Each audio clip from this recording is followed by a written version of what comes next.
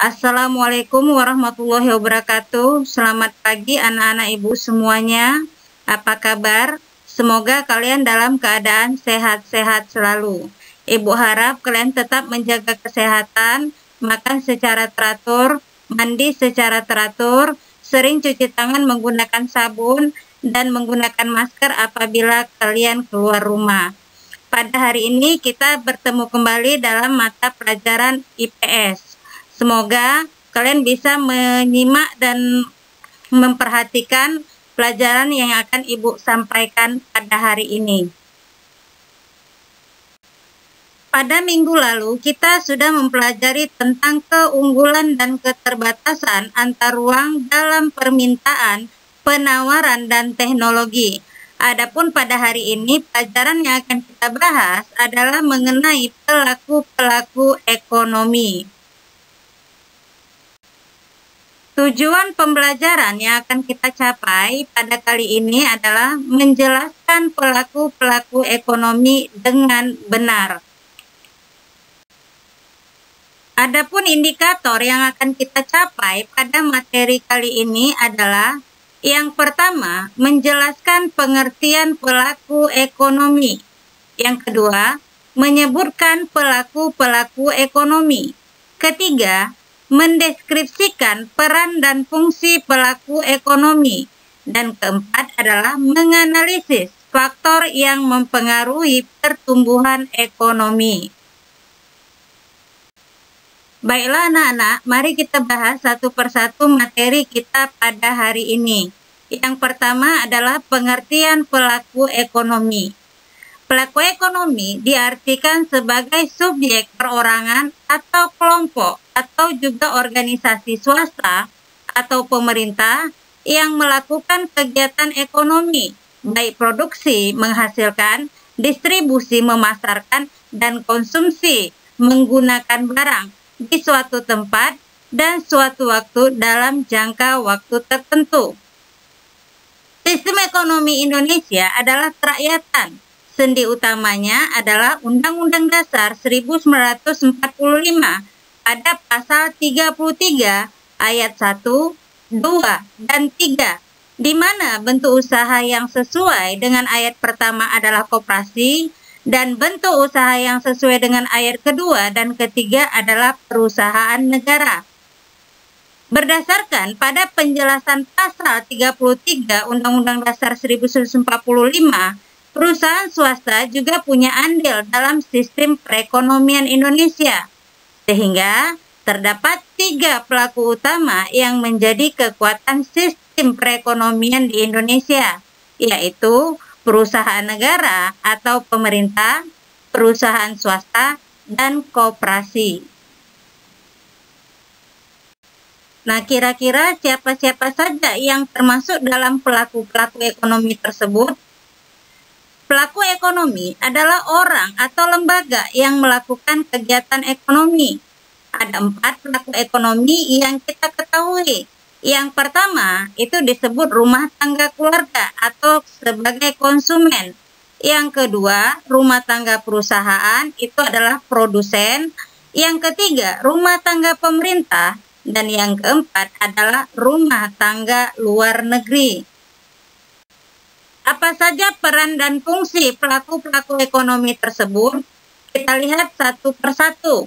Yang pertama, pelaku ekonominya adalah rumah tangga keluarga konsumen. Perannya itu ada beberapa yang bisa kita perhatikan.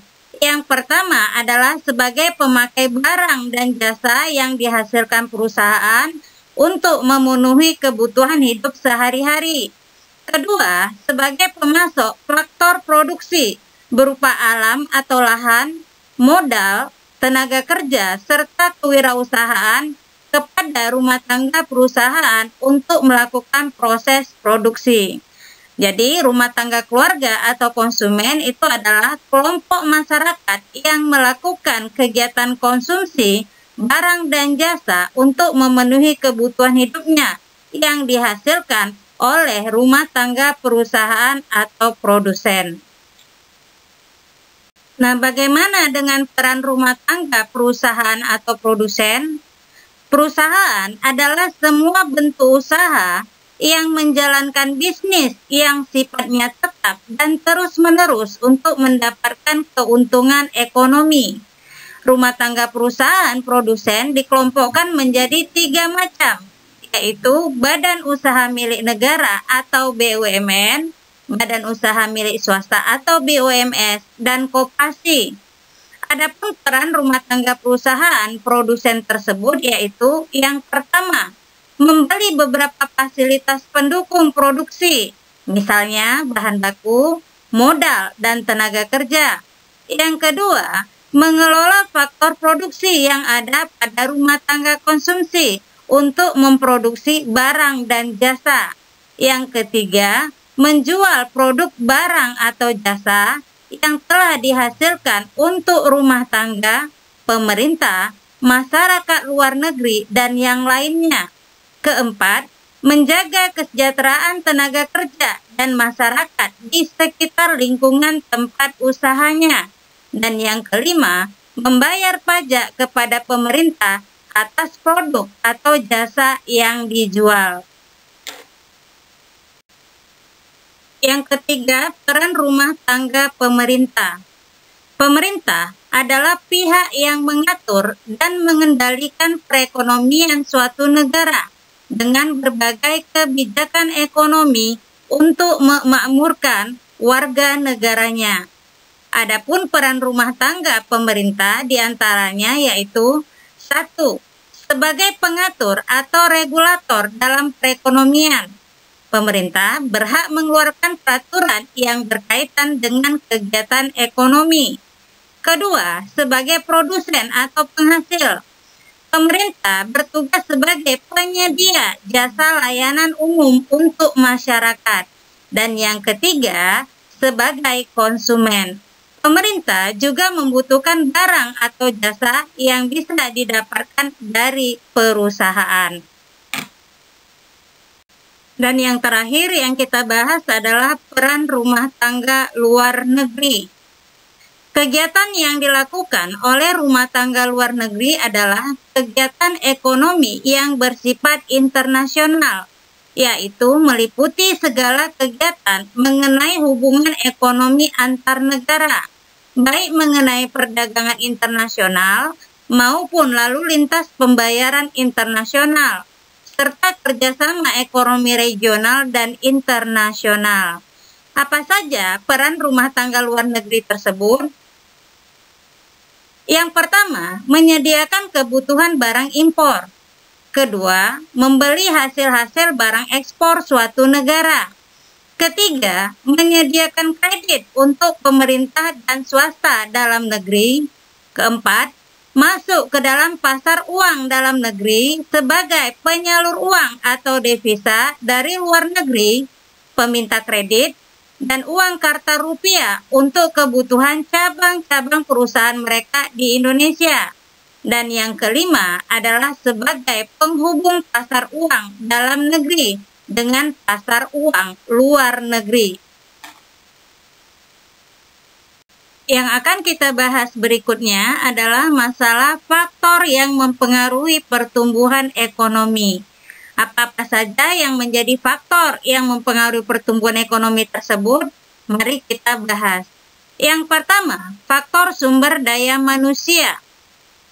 Cepat lambatnya proses pembangunan suatu negara ini sangat tergantung kepada sejauh mana kompetensi atau kemampuan dan potensi sumber daya manusianya sebagai subjek pembangunan. Kedua, faktor sumber daya alam. Sumber daya alam yang dimaksud diantaranya adalah kesuburan tanah, kekayaan mineral, tambang, kekayaan hasil hutan, dan juga kekayaan laut. Ketiga, faktor ilmu pengetahuan dan teknologi. Ini berkaitan dengan pergantian pola kerja yang semula menggunakan tangan manusia, ini digantikan oleh mesin-mesin canggih yang tentunya berdampak pada aspek efisiensi, kualitas, maupun kuantitas. Keempat, faktor budaya. Budaya yang dapat mendorong pembangunan diantaranya adalah sikap kerja keras dan kerja cerdas, jujur, ulet, dan sebagainya. Sedangkan yang dapat menghambat pembangunan diantaranya adalah sikap anarkis, egois, boros, KKN, dan sebagainya. Dan yang terakhir, faktor yang mempengaruhi pertumbuhan ekonomi adalah sumber daya modal.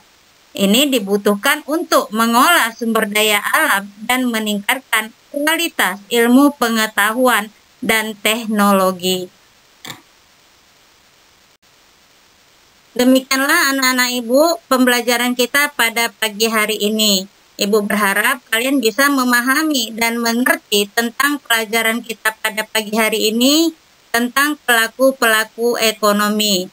Kalau seandainya ada yang kamu kurang paham atau kurang mengerti tentang materi yang sudah disampaikan, kalian boleh menanyakan langsung kepada Ibu melalui WA. Adapun materi yang sudah Ibu sampaikan tadi dan tugas yang akan kamu kerjakan itu sudah Ibu share melalui Google Classroom. Kalian bisa mengerjakannya sesuai dengan petunjuk tugas dan upayakan mengumpul tugasnya tepat waktu.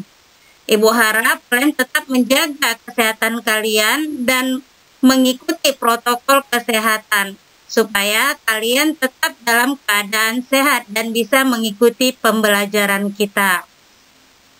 Atas perhatian kalian pada pelajaran kita pada hari ini, Ibu ucapkan terima kasih. Tetap semangat ya anak-anak Ibu. Dan Ibu akhiri dengan Assalamualaikum warahmatullahi wabarakatuh dan selamat pagi.